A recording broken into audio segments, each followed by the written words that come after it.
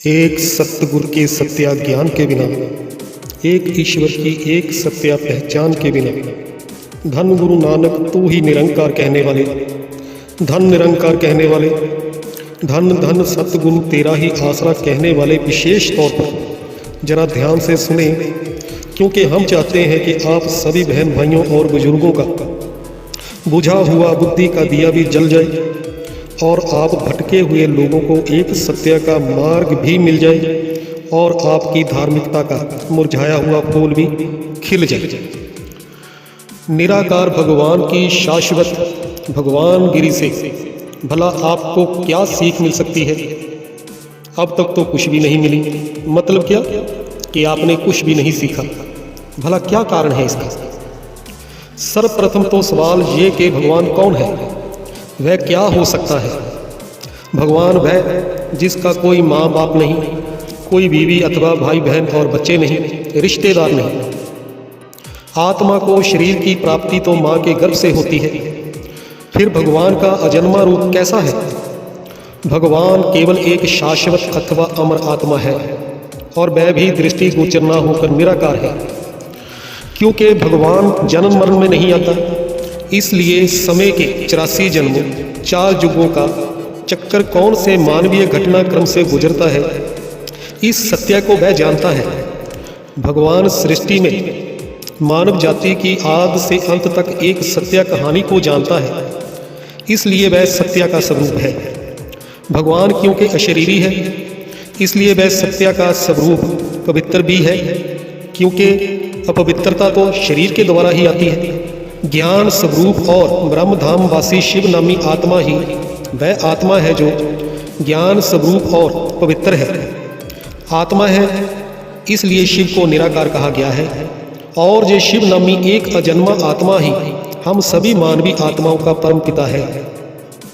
परम पिता शिव अजन्मा है, इसलिए शाश्वत रूप से सत्य को जानता है, ना कि उसने सत्य को अपनी कोशिशों के द्वारा अथवा खोज के द्वारा प्राप्त किया है।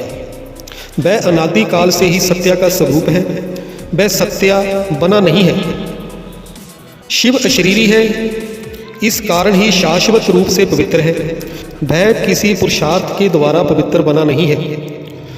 इस नाते निराकार परम पिता शिव भगवान इंसान के लिए प्रेरणा का स्रोत नहीं है, क्योंकि इंसान केवल उसी को देखकर सब में शुभ लक्षण लाकर अच्छे बदलाव ला सकता है, जिसने पहले खुद को कोशिशों के द्वारा अच्छाई में बदला हो।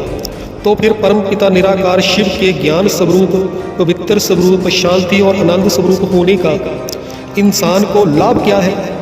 कोई लाभ नहीं, क्योंकि निराकार आत्मा के जे गुण जब तक साकार रूप में इंसान के सामने प्रकट ना हो, तब तक इंसान इन अच्छाइयों से सीख भी भला कैसे सकता है?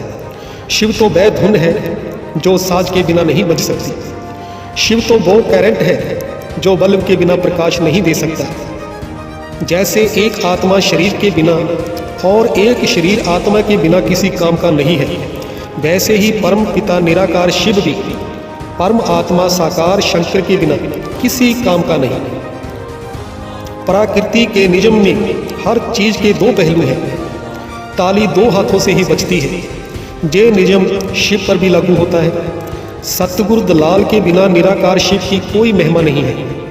शंकर के बिना शिव की कोई पहचान नहीं है।